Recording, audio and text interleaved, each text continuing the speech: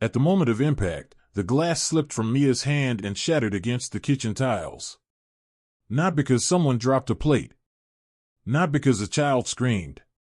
But because her husband, Jason, stood in the doorway holding a folded sheet of paper in one shaking hand and staring at her like he'd never seen her before. The silence that followed felt unnatural, like the whole house was holding its breath. He didn't say her name. He didn't ask a question. He just held up the paper with the lab logo at the top, the DNA test she hadn't even known he'd taken, and whispered, almost to himself, "He's not mine." The sound of those 3 words hit harder than the breaking glass. Their 6-year-old son, Noah, was sitting at the table with his cereal, tiny legs swinging beneath the chair, unaware that his entire world had just been split open. Mia's heart stopped. The first thought wasn't guilt. It wasn't fear. It was, who told him? Because she knew exactly what Jason was talking about. Not Noah. Not the child she had carried, loved, and protected. The baby. The baby the other woman, Kayla, had sworn was Jason's. The baby she had used as a weapon. The baby that had been the final blow to a marriage already bleeding from lies. Mia's eyes snapped to the paper in his hand, the bold black type just visible from across the room. Paternity analysis result, excluded. Her knees almost buckled with the shock of it. Kayla had sworn. Kayla had cried. Kayla had sworn again. There had been tears, accusations, pleading. And the night Jason had confessed the affair, he'd repeated the same words over and over. "She's pregnant. It's mine, Mia. I'm so sorry. I'm so sorry. I made a mistake, but I can't abandon my child." He hadn't looked sorry then. He'd looked trapped. Torn. But not sorry. And now, months later, that single sheet of paper in his hand said everything she had suspected and feared and almost prayed for. The baby wasn't his. So whose was it? "Say something," Jason finally rasped. Mia swallowed, her throat dry, her mind racing through a labyrinth of memories. The late-night phone calls. The arguments whispered in the hallway. The way Kayla had once looked at her with triumph in her eyes, like she had already won. Like Mia was just a technicality. "Noah," she said, forcing her voice to stay calm. "Honey, go upstairs and get your backpack ready for school, okay?" "But I'm still eating," he protested, spoon halfway to his mouth. "You can bring your bowl to the sink first," she said gently, never taking her eyes off Jason. "I'll be up in a minute to help you." Something in her tone made Noah obey without further argument. He hopped down, carried the bowl to the sink, and padded out of the kitchen, his footsteps echoing up the stairs. Only when his door clicked shut did the air change. Jason tossed the folded DNA report onto the table. It slid across the wood and came to rest in front of her. "You knew, didn't you?" he said. The accusation in his voice stung, and Mia almost laughed at the irony. Did she know? She had known something. Not this exactly, but something was always wrong with Kayla's story. The dates didn't match cleanly. The way Kayla pushed for money, urgency in every text, "You're the father, Jason, I need you. This is your baby," felt less like a grieving woman and more like someone tightening a noose. And yet, Mia hadn't said a word. Because she had been too busy trying to hold herself together. "Jason, You knew," he repeated, louder this time. "You said it. You said the timing didn't add up. I didn't believe you. I told you were being petty. Jealous." His eyes burned with something between grief and fury. "You were right. And I still chose her over you." The words hummed there, ugly and plain. He had chosen Kayla. Chosen the mistress. Chosen the chaos. The memory slammed into her. Jason pacing their bedroom, face pale, voice shaking. "She's pregnant, Mia. I can't just walk away. I have to be there. I have to support her. Support them. Them." Mia sitting on the edge of the bed, feeling like she'd left her body. "Support her," she'd repeated. What about me? What about our son? What about the family that already exists? He hadn't had an answer. Or maybe his answer was silence. Maybe his answer was the way he started sleeping at his brother's place more often. The way his toothbrush disappeared from the bathroom. The way Kayla's name started showing up on bank statements. Mia stared down at the document now, the paper that had the power to unravel everything and rebuild something entirely new. "Where did you get this?" she asked quietly. Jason sank into the chair opposite her, suddenly looking 10 years older. "From her," he said. "From Kayla." Mia frowned. That wasn't the story she'd expected. "She gave it to you?" "She didn't have a choice." He scrubbed a hand over his face. "She's been pressuring me for months. More money. More time. Telling me I needed to tell Noah that he'd have a little brother now. She wanted me to bring the baby to family events once he was born. Blend the families," she said. Mia's stomach turned. "I told her I needed proof," he continued. "That if I was going to blow up my life any more than I already had, if I was going to sign my name to anything, I needed a test. She said I was insulting her. Said I was calling her a liar. Cried. Screamed. Threatened to tell everyone I was abandoning my child." Mia could picture it perfectly. "So I went around her," he said. "I told her the hospital needed additional authorization forms. I got her to sign. I talked to the lab myself. I had them send the result to a P.O. box." He laughed once, bitter and hollow. "I thought I was preparing myself for the worst. Turns out, I had no idea what the worst really was." Mia finally unfolded the paper. Her fingers hovered over the bold lines, tracing words that confirmed it, plain and clinical. The man who had ruined his marriage for this child was not biologically related to him. "Whose baby is it then?" she asked. Jason's jaw worked. She wouldn't say. She just cried. Said the test was wrong. Said labs mess up all the time. But she couldn't look me in the eye. His voice cracked. She played me. She used my guilt. My sense of responsibility. She weaponized it. And I let her. Mia stared at him. In that moment, she expected to feel triumph. To feel vindicated. To feel that rush of satisfaction people in movies always seem to have when the truth finally comes out. Instead, what she felt was something stranger, heavier. Pity. Not for Kayla. For the man sitting across from her, who had thrown away his family for a lie. "Why are you telling me this now?" she asked. "Why bring it here?" His eyes met hers, and for the first time in a very, very long time, she saw the man she'd married. Not the coward. Not the cheater. The man who used to rub her back when she had cramps. The one who once drove 3 hours in the middle of the night just to bring her the jacket she'd forgotten. "Because I need you to see it," he said. "I need you to know I was wrong. Completely, utterly wrong. About her. About you. About everything. And because I want to ask you for something I don't deserve."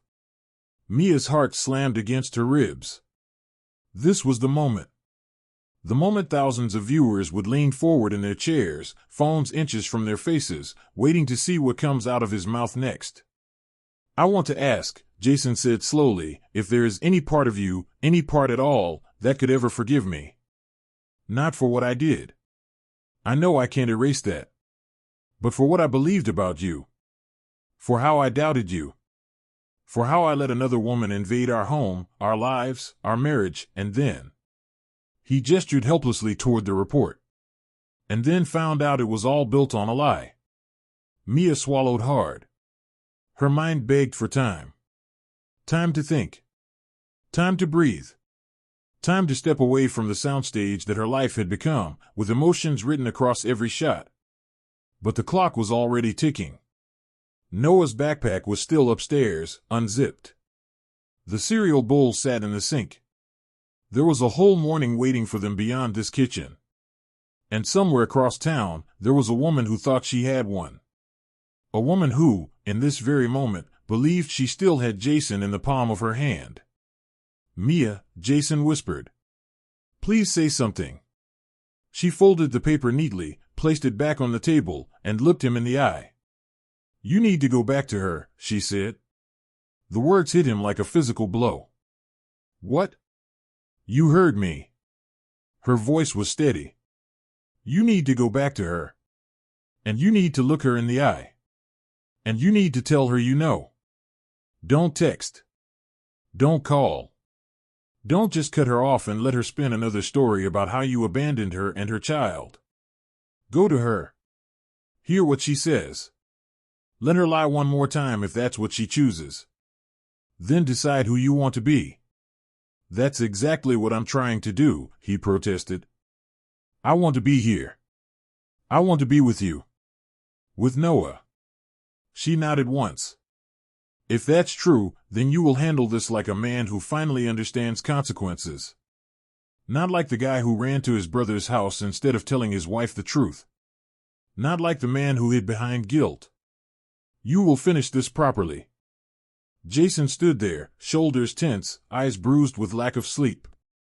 For a heartbeat, neither of them said anything. "Hey," she murmured, stepping aside. "You look tired. Work been that bad?" He walked past her without answering, his gaze flicking briefly to the baby in the car seat on the couch. The baby kicked his chubby legs, cooing. Jason's jaw tightened. "He's getting big," Jason said. "He misses you," she answered quickly. "We both do. You barely come around anymore." He looked at her then, really looked at her, and for the first time since she'd met him, Kayla felt something unfamiliar crawl up her spine. Unease. "We need to talk," he said. There it was. She forced a nervous laugh. "That sounds ominous. Can't we at least say hello first? You want to hold him?" He didn't move. "Kayla," he said, "I got the results." Her stomach dropped. She held his gaze, willing herself not to flinch. "What results?" she asked lightly. He reached into his jacket and pulled out a folded paper. The lab logo flashed. Kayla's throat constricted. "You went behind my back," she snapped before she could stop herself. "You didn't trust me?" "Did you ever give me a reason to?" he shot back. She steamrolled over the question. "We agreed we didn't need a test. You said you believed me. You said you wanted to be there. You said." "I saw the results, Kayla." The words sliced clean through her protest. Her breath caught. For one insane second, she considered grabbing the paper and tearing it up. As if destroying the physical evidence could undo whatever it said. Instead, she lifted her chin. "And what do they say?" she demanded. His fingers tightened on the page. "They say I'm not his father." The room tilted. Her legs suddenly felt too weak to hold her. "That's impossible," she said hoarsely. "Labs mess up all the time, Jason. They're not perfect. Maybe they mislabeled something. Maybe They ran it twice." He took a step closer, his voice low and deadly calm. "Twice, Kayla." She swallowed hard. "It's wrong," she insisted. "It has to be wrong. You know I was only with you. You know that." "Do I?" he snapped. "Because I did the math. And turns out, I was too busy sneaking around behind my wife's back to keep track of dates. But you weren't. You knew exactly what you were doing." She stared at him, her brain scrambling for purchase. This was not how it was supposed to go. He was supposed to be here begging. Crying. Torn between duty and comfort. Not standing there, staring at her like she was a stranger. "Jason," she pleaded, her voice cracking. "I love you. I did this because I love you. I wanted us to be together. Really together. Not just in stolen nights." "Then why lie?" he shouted, and the baby flinched, starting to fuss. "Why say he was mine? Why let me believe?" Because you would have left her, she threw back. You said you would. You said you were miserable. You said she didn't understand you. You said you stayed for Noah. So I gave you another reason. Another child. Our child. He stared at her, horrified. You used a baby as leverage, he whispered. You used a child as a bargaining chip. She opened her mouth to protest, but the words died on her tongue.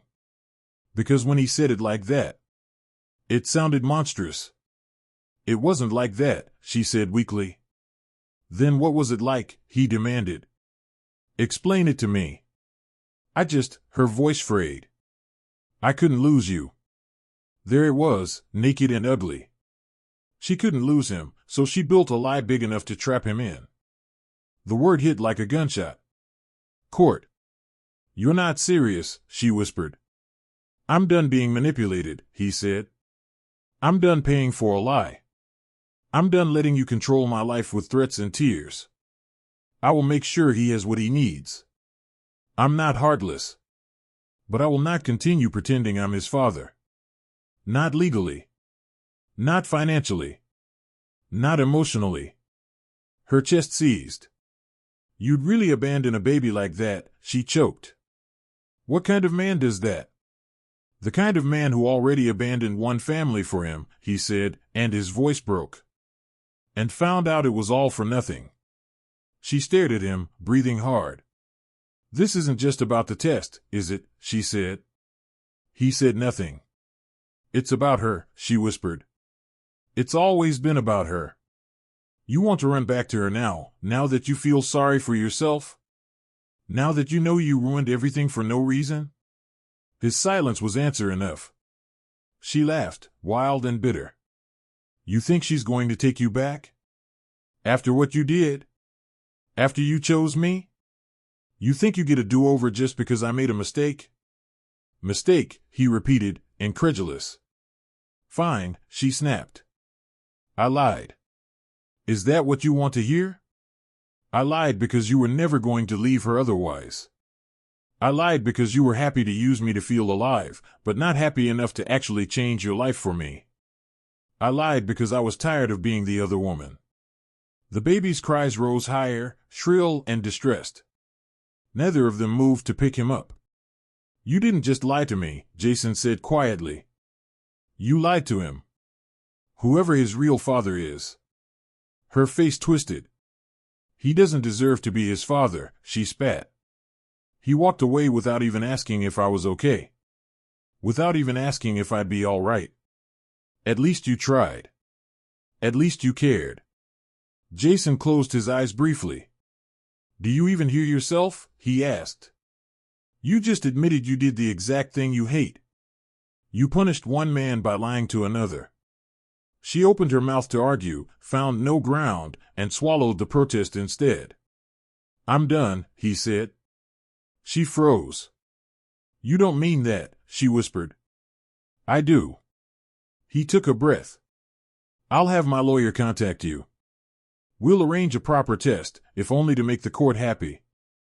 I'll do what's legally required to make sure he's taken care of until the real father is found. But you and I? We're done. Her eyes widened with real fear now. You can't leave me, she said. You can't just walk out. I gave up everything for you. He laughed once. So did she, he said. Difference is, she never asked me to destroy someone else's life as payment. He turned toward the door. Desperation clawed up Kayla's throat. Fine, she said, voice shaking. Go crawling back to your perfect wife. See if she even opens the door. He paused, hand on the doorknob. She already did, he said. The words landed like another blow. Kayla's lips parted. She saw the test, she asked. He nodded. And? And she told me to come here, he said. To look you in the eye. To let you say whatever you needed to say. Then decide who I want to be.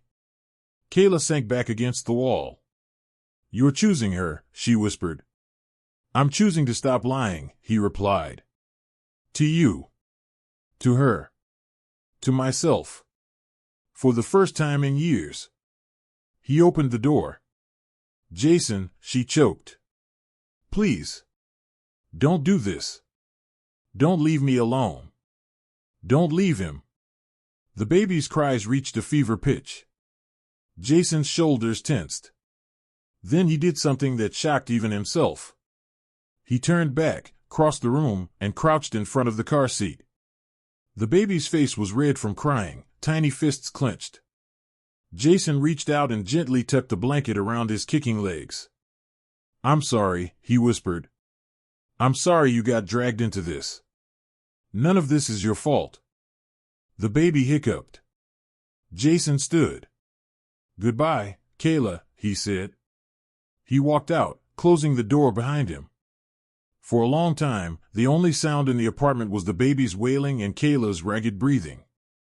Her entire plan, every carefully crafted manipulation, every midnight promise, every tear, had just crumbled in a 10-minute conversation. The one thing she had never considered, the one variable she hadn't accounted for, was that her lie might actually be exposed. And that once it was, there would be nothing left between them at all.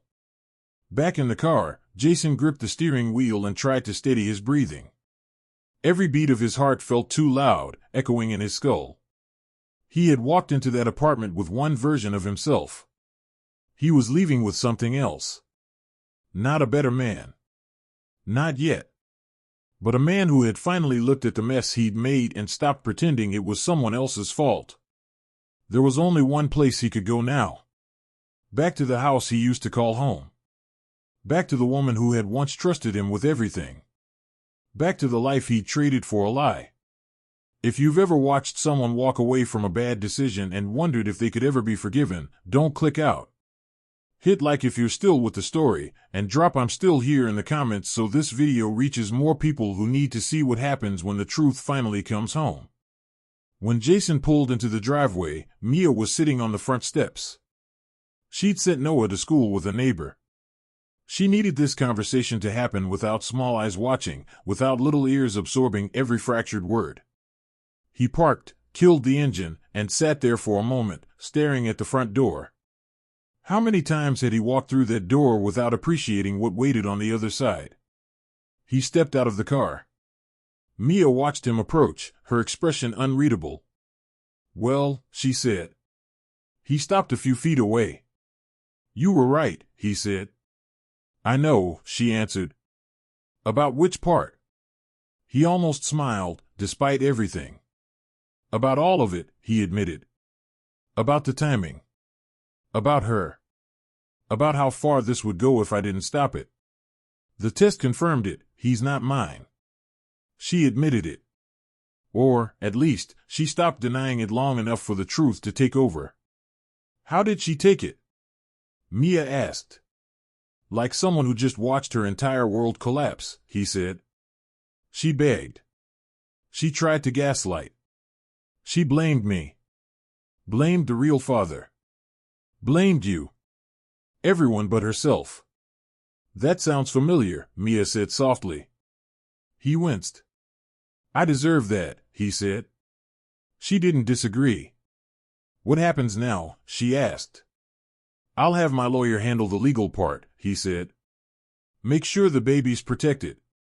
As much as I can without taking on a lie as my own. I won't abandon a child, but I won't pretend I'm his father either. Mia nodded slowly. And us? She asked. The word hung there, fragile and heavy. He took a breath. That's up to you, he said. I don't have any right to ask for anything. I blew up your trust. I left when it got hard. I believed a woman I barely knew over you. I put you in a position where you had to beg me to stay in a house that already had my name on the mortgage. Mia looked down at her hands. He continued. I can't fix that, he said. I can't undo it. I can't promise I'll never make mistakes again. I'm obviously capable of some monumental screw-ups. But I can promise I will never again let someone else's lies matter more than your truth. I'll go to therapy. I'll move out if that's what you want and show up for Noah like clockwork. I'll sign whatever paperwork you put in front of me. His voice shook.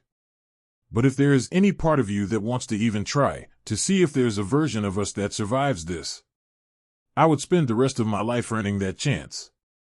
She was quiet for a long time. A bird chirped nearby. Somewhere down the street, a dog barked. You know what the hardest part was? Mia said finally. He swallowed. What? It wasn't the cheating, she said. That hurt. God, that hurt. But affairs happen. People are weak. People get lonely. People make selfish choices. It wasn't even the fact that you got her pregnant. That was like a bomb going off, but I could almost understand the panic that came with it. Her eyes lifted to his. The hardest part, she said, was that you looked me in the eye when I offered you the truth and chose her lie instead. You decided my pain was less important than her tears. You decided my instincts were less valuable than her performance. His chest constricted. I know, he whispered. You made me feel crazy, she continued. Paranoid. Petty. Jealous. You made me feel like I was the problem for not being understanding enough about the fact that my husband had another woman calling him at midnight. He flinched at the memory. And I started to believe you, she said. That's what scares me the most. That I started to doubt my own sense of reality because the person who was supposed to protect me was standing on the other side, telling me the enemy was my reflection. Her jaw trembled once, then set. So when you ask me what happens now, she said, you're not just asking me if I can forgive a mistake. You're asking if I can trust myself enough to ever trust you again. He nodded. Can you? He asked quietly. She exhaled slowly. I don't know, she said. Not yet. It wasn't a no. It also wasn't a yes. He could live with that. I'll do whatever you need, he said. If you want space, I'll find an apartment. If you want me to stay in the guest room and show up for family dinners but nothing else, I'll do that. If you want me gone entirely, I'll leave and only come back when it's my time with Noah. You set the terms. I don't get to decide anymore. Her eyes filled with tears. Where was this man 6 months ago? She whispered. Buried under his own ego, he said. And under the illusion that he was in control. She looked at him for a long moment. Go inside, she said finally. Pack a bag. You'll sleep at your brother's for now. We'll tell Noah you're working on a big project that means you'll be staying somewhere else for a while, but he can see you anytime he wants. His throat tightened. Okay, he said. And then, she added, we start therapy. Together. And you go on your own. Non-negotiable. If you miss one session, we're done. Yes, he said. One more thing, she said. He braced himself. Leave the DNA test here, she said. I want a copy. He hesitated. Why? Because, she said, one day, Noah's going to be old enough to ask questions. About why his parents almost split up. About who that baby is I was crying about in the kitchen one Tuesday morning. When that day comes, I want proof that the reason I nearly destroyed our family wasn't because I was crazy, but because I was right.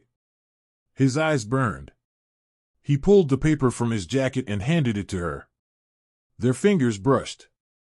It felt too familiar. Too foreign. She took it, folded it, and slipped it into her pocket. He walked past her and into the house. The scent of home hit him like a wave. It didn't feel like his. Not yet. Maybe not ever again. But for the first time in a long time, he walked through that door without telling himself a story about who was to blame. He knew. He'd seen the truth written in ink and etched into the faces of two women, one who had lied to keep him, and one who had told the truth and almost lost him anyway. If you're still here, if this story is hitting nerves you didn't expect, take a second now, hit that like button so more people see this, subscribe if you want more stories about hard truths and second chances, and drop a comment with I choose honesty so this message travels further than this screen. Because sometimes, the DNA test doesn't just expose a lie about a child. It exposes every lie everyone has been telling themselves. And when that happens, the real story finally begins.